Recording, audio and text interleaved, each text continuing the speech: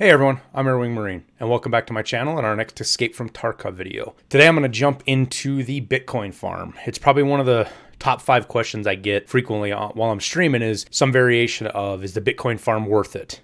Should I build a level 2 Bitcoin farm? Should I buy graphics cards or should I sell it? Or some variation or the other of this. So I figured we'd make a video, give you all some facts and some information so you can make the decision yourself. So without wasting any more time, let's dive right into it. All right, so the question is a Bitcoin farm worth it? Yes. And if that's all you want, we're good. You can bounce. Go ahead. If you want to stick around and figure out some of the facts, some of the information, some of the math, some of the reason behind it, we'll go through all of that. But first, let's get some basics down. The level 1 Bitcoin farm holds 10 cards. The level 2 holds 25 cards, and the level 3 holds 50 cards. One card by itself, just one if you put it in, doesn't matter the level, gives you a new Bitcoin every 24.17 hours. All the way up to 50, which gives you a coin every 6.89 hours. Now, I figured this out using the equation that the boys at the wiki so graciously put together. If you want to go double check it yourself, feel free. I also have a spreadsheet. Link will be down in the description that I used to do all this math and check various aspects. Go ahead and jump in there and check it out and tweak it with how you see fit. Now, one thing to remember is that this relationship is not linear. It doesn't go in a straight line from 1 to 50 when you look at how many hours it takes to craft a Bitcoin. Each card has a slight reduction in how much time it reduces each Bitcoin. So from 1 to 2 is 1 bit, 2 to 3 is a little bit more, and so on and so forth. It just gets smaller and smaller, and it's just based on the equation. The requirements for each upgrade from to build a level 1, to upgrade to level 2 and 3 vary slightly. Some have more than the other, but you're between $1 million and $1.4 million right now to build each of these modules. It's $1 million for the first 2 and about $1.4 million for level 3. For the level 1 farm, you need to have a level 2 Intel Center constructed already. You need to have an electric drill, 5 power cords, 10 PSUs, and 15 CPU fans. So this is why CPU fans are through the roof, and PSUs. For level 2, you need a level 3 generator. Again, you need another 15 CPU fans. You need 8 PSUs, 10 printed circuit boards, and 5 phase control relays. For level 3, you need a level 1 solar power and a level 3 water collector. Now for this, you need 25 CPU fans, 15 silicone tubes, 4 electric motors, and 8 pressure gauges. I'm guessing this is because you're water cooling the level 3 farm, supposedly. Who knows? All right, so now that that's all out of the way, let's get into the math a little bit of what's going on here. And if this thing is worth it for you, and at what level and how full you should fill it. Again, I have this all in my spreadsheet for you to tinker with yourself. You can change around the numbers. You can change around the values of the graphics cards, your average price of graphics cards, how many graphics cards you have, and it'll give you things like the break-even point, how many days it takes for you to pay everything off at current Bitcoin prices, which you can change that too.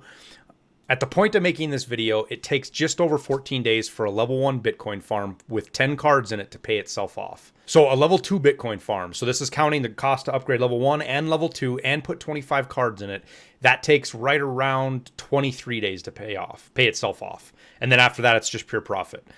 The level 3 Bitcoin farm with 50 cards, so the cost to upgrade level 1, level 2, and level 3, plus the 50 cards, takes about 29 days to pay off. Now, obviously, changes in the price of graphics cards and Bitcoins can greatly affect this. We've seen an uptick lately in the price of Bitcoins, and it could continue to go even higher. And if that happens, this just pays off even faster. But you'll probably see graphics cards go up with it.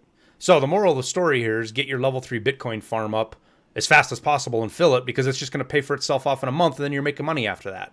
All in, you're talking about 25 million rubles, and that's not including the cost of the other modules, the solar power and the generators and the Intel and all that other stuff to get a level 3 Bitcoin farm running, and that's with cards at about 900,000. But it also assumes you collect a Bitcoin every 6 to 7 hours and you never miss a Bitcoin. For guys like me that stream and do this constantly and other content creators, that's not a problem. But for people who have a 9-to-5 job, that is very difficult, and that's a lot of commitment for a video game. I get you. See, once your Bitcoin farm gets 3 coins in it, it's full, which means it stops generating. It doesn't start generating that 4th and just sit there.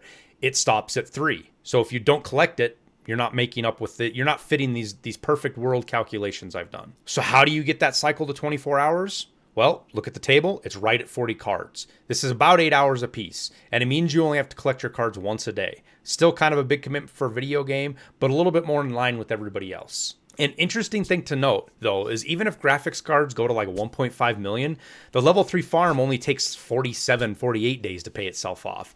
And that's if you pay 1.5 million for every graphics card. Myself, I got my first 10 graphics cards for like an average of about 180,000 rubles because I bought them at the start of the wipe. And I bought an additional 12 for about 880K. And once I get my level 3 farm up and going, I'll buy the rest for probably 900,000 to $1 million. My farm will have paid for itself by the middle of next month. And for the rest of the wipe, it'll be nothing but pure profit. I spent some time working, double checking, and triple checking, and the math is pretty straightforward at the end of the day. Each additional card will yield you 1.55 more Bitcoins each month. So every 30 days, basically, you get 1.55 more Bitcoins for each card. It doesn't matter if it's 2 to 3, it doesn't matter if it's 18 to 19 or 49 to 50. Each card is worth 1.55 more Bitcoins. And that's the key here. It's a time thing. The sooner you get your farm up and full, the more money you're going to make throughout the wipe, regardless of the cost of the cards. Now, here's the kicker. I've been telling people to sell their cards all month, and I feel really bad for this. I've been doing the same thing. Then I decided to actually sit down and do the math, and boy, was I wrong. So sorry for that, for those of you that I've been telling to sell cards. Also, we'll see if this video reach is big enough that it affects the Carsa graphics cards. I don't want that to happen. In fact, it was one reason I almost didn't make this video, as I was worried about that, because I don't want to make the game more expensive for people.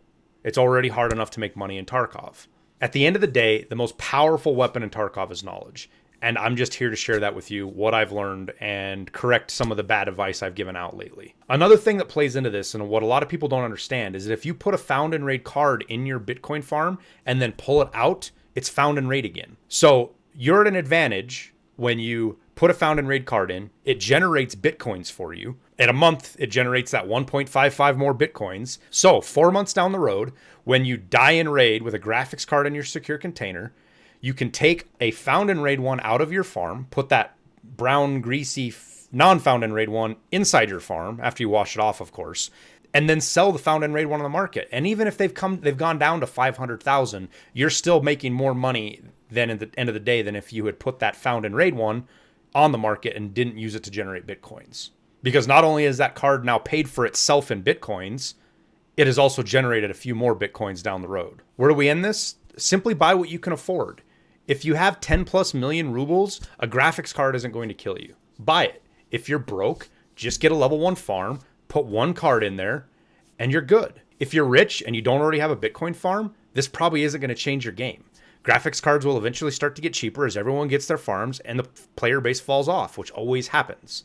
And eventually it'll get cheaper as the farther you go down the road. So the choice is really up to you on what fits in your game style and what you want to do. Well, that wraps up the video. I appreciate you watching. Make sure you hit that like button because it helps out the channel a bunch. And subscribe for future content. We also have a Discord, links down in the description, that you can come join. We're filling up with a bunch of chill people who just love to play Tarkov. If you're looking to support the channel in other ways, we've launched a Patreon with some benefits like access to a Discord channel, constantly updated spreadsheet for my hideout calculations, and some other things if you want to go check it out over there. Lastly, thanks for your support on YouTube. It means the world to me and I greatly appreciate every one of you. So with that, we'll wrap it up, and we'll see you in Tarkov.